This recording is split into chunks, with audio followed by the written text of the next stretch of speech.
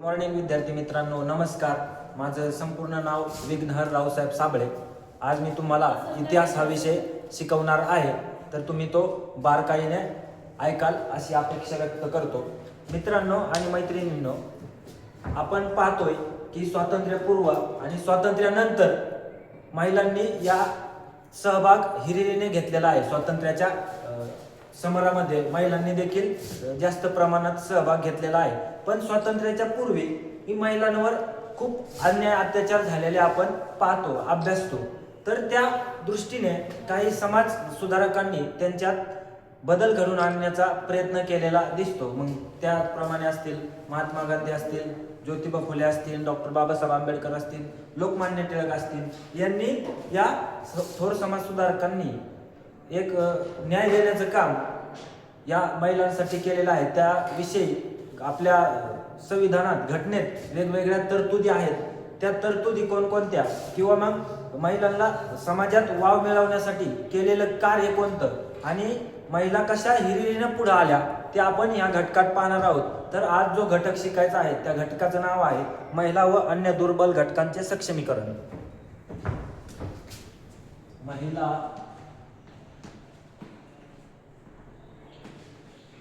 व अन्य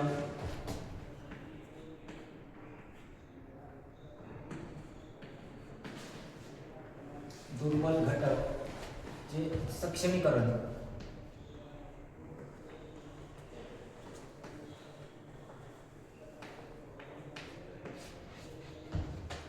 तर आचार्य भावे,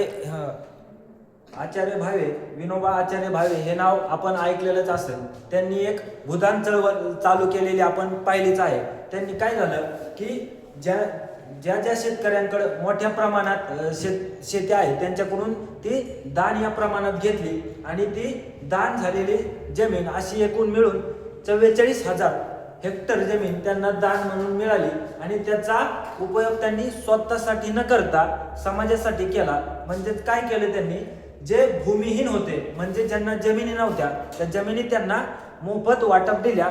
मग हे करत असताना, ही चळवळ चालू करत असताना याच्यात पुरुषांनी तर सहभाग नोंदवलाच, पण महिलांनी देखील त्यांना प्रयत्न त्या मोर्चामध्ये, त्या चळवळीमध्ये प्रयत्न केलेला आपण दिसतो. आणि याच ठिकाणातून मग इथूनच महात्मा गांधींच्या अगोदरचा थोडासा काळ ही त्यांचे शिष्य होत्या आचार्य विनोबा भावे, तर त्यांनी महिलांना चळवळीत आणण्याचं काम केलेलं आहे. तर त्याच्यातला पहिला मुद्दा आहे स्त्री शक्तीचा आविष्कार कसा झाला पाहू.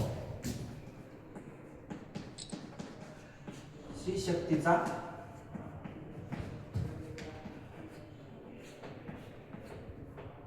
आविष्कार.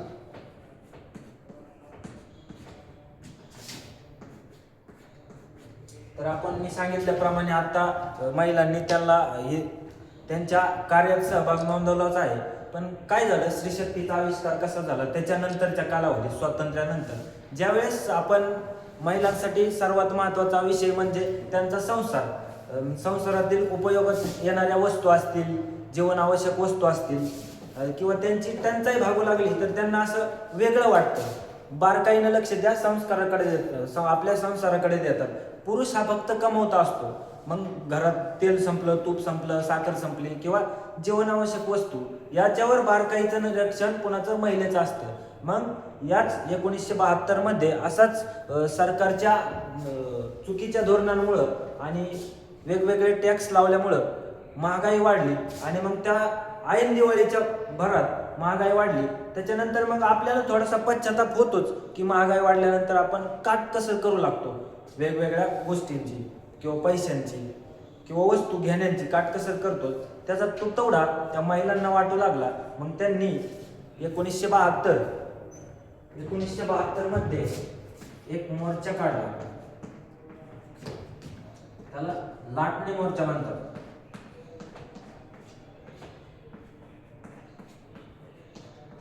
लाटणे मोर्चा म्हणतात. तर या आपण पाहूया लाटणे मोर्चा म्हणजे काय. आता तुम्हाला काही चित्र दाखवतो. हे चित्र तुम्हाला दिसत असेल. या चित्रामध्ये या काही महिला आहेत आणि ही एक महिला आहे. त्या महिलेचं नाव म्हणजे मृणाल गोरे.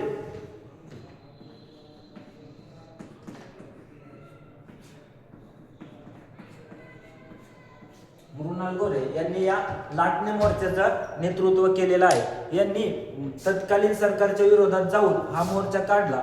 महागाई वाढल्यामुळे हा मोर्चा काढला आणि मग त्या मोर्चाला यश आल्यानंतर महिलांना जाणवू लागलं की आपण आपल्या होत असलेले अन्याय अत्याचार याच्या विरोधात एकत्र आलो तर आपल्या मोर्चाचा सरकार योग्य निर्णय करून आपल्या अन्याय होऊ देणार नाही. हे सर्वात महत्वाचं पहिलं पाऊल आणि स्त्रियांना भेटणारा स्त्रीशक्तीचा आविष्कार ह्या मोर्चातून झालेला आपल्याला दिसतो. याच्यानंतरचा आहे दुसरा घटक म्हणजे चिपको आंदोलन. चिपको आंदोलनात सकट महिलांनी सहभाग घेतलेला दिसतो. तो कसा तर आपण पाहूया.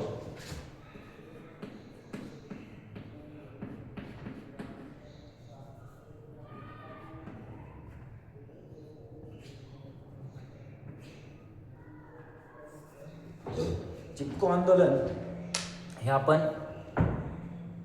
घडलेलं आहे तर ते तत्कालीन हिमाचल प्रदेश आत्ताचं उत्तराखंड राज्य या ठिकाणी हे आंदोलन घडलेलं आहे. त्या आंदोलनाची पार्श्वभूमी काय तुम्हाला थोडक्यात सांगतो. 1973 मध्ये हे चिपको आंदोलन घडलेलं आहे. त्याचे नेतृत्व हे सुंदरलाल बहुगुणा यांनी केलेलं आहे. मी तुम्हाला चित्र दाखवतो त्यानंतर. हे सुंदरलाल बहुगुणा यांनी या मोर्चाचं नेतृत्व केलेलं आहे. तर तो मोर्चा कशाच्या संदर्भात होता मित्रांनो, तर त्या उत्तराखंड हिमाचल प्रदेश पाहिला तर निसर्ग संपन्न झालेला आहे तो उत्तराखंड किंवा हे तिकडला ते मी सांगितलेलं नाव. तर त्या ठिकाणी मोठ्या प्रमाणात झाडं होते. ते झाडं तोडण्याचं काम काही कंत्राटदारांना मिळाल्यानंतर व्यापाराच्या दृष्टीने ते झाडं तोडू लागले. मग याच्यातून काय झालं, निसर्गप्रेमी सुंदरलाल बहुगुणा आणि त्यांच्या समवेत असलेली त्यांचे सहकारी महिला म्हणून गौरादेवी यांनी महिलांना एकत्र करण्याचं काम त्या ठिकाणी केलं आणि त्यांनी मिळून महिला ज्यावेळेस एकत्र आल्या त्यांनी मग झाडं वाचवण्याचा, हे झाडं कापले तर निसर्गाचा ऱ्हासच होणार आहे हे त्यांना जाणवलं. मग त्याच्यातून त्यांनी महिलांना एकत्र करण्याचं काम केलं. महिलांनी एकत्र आल्यानंतर त्या झाडांना आपल्या हातात अशी घट्ट मिठी बांधून एक रिंगण करायचं आणि ते झाड तोडणाऱ्यांना तोडू द्यायचं नाही असं त्यांचा दृष्टिकोन होता. त्या दृष्टिकोनाने एकत्र आलेले दिसतात. हे बघा, हे चिपको आंदोलन दिसतं. याच्यात या महिला झाडाच्या कडेने गोल राऊंड दिसतोय उभा राहिलेल्या दिसतात. अशा प्रकारे या ठिकाणातून महिलांनी कशा प्रकारे सक्षम झालेल्या दिसतात ते दिसतं. सुंदरलाल बहुगुणा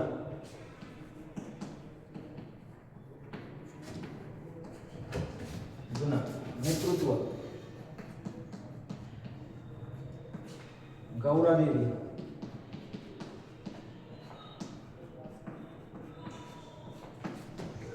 घडलं कधी तर 1973 मध्ये.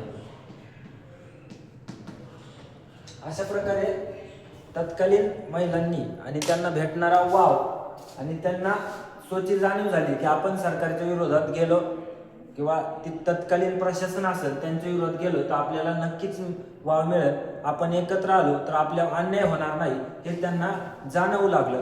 मग त्याच्यानंतर अन्याय होतच राहिला. त्याच्यानंतर अन्याय झाल्यानंतर अन्याय होऊ लागला. त्याच्यानंतर मग न्यायालयीन प्रक्रिया ही सर्वात महत्वाची आणि त्यांच्या जीवनात श्रेष्ठ मानली जाते. मग त्यांच्या विरोधात जर त्यांच्यावर अन्याय झाले तर मग त्यांनी कुठं जायचं असं त्यांना प्रश्न पडू लागला. पण मग त्यावेळेस न्याय व्यवस्था ही इंग्रजांच्या काळापासून उपस्थित होते आणि इंग्रजांनी देखील स्त्री शक्तीचा जागर केलेला आपण दिसतो की हुंडा प्रति असो, आणखीन दुसरे कायदे आहेत. हुंडा प्रति विरोधात कायदा आलेलाच दिसतो आपण 1952चा, 1984चा. हे हुंडा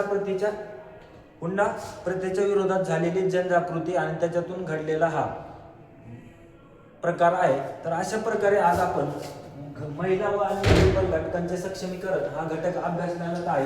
त्याच्यामध्ये स्त्री शक्तीचा आविष्कार कशाप्रमाणे झाला, चिपको आंदोलन कशाप्रमाणे झालं आणि त्यांच्या अन्याय व्हायला लागला तर त्याच्या विरोधात देखील कायदे आलेले आहेत. ते न्यायालयात जाऊन आपली हक्क मागू शकतात। ज्याप्रमाणे पुरुषांना सोडचिठ्ठी द्यायचं, काडीमोड करायचा अधिकार होता, त्याचप्रमाणे आत्ताच्या युगात स्त्रियांना देखील काडीमोड करण्याचा किंवा डिवोर्स घेण्याचा अधिकार न्यायालयाने दिलेला आहे। आपण याच्यातून बोध घेऊ शकतो या घटकातून। तर अशा प्रकारे हा घटक संपलेला आहे।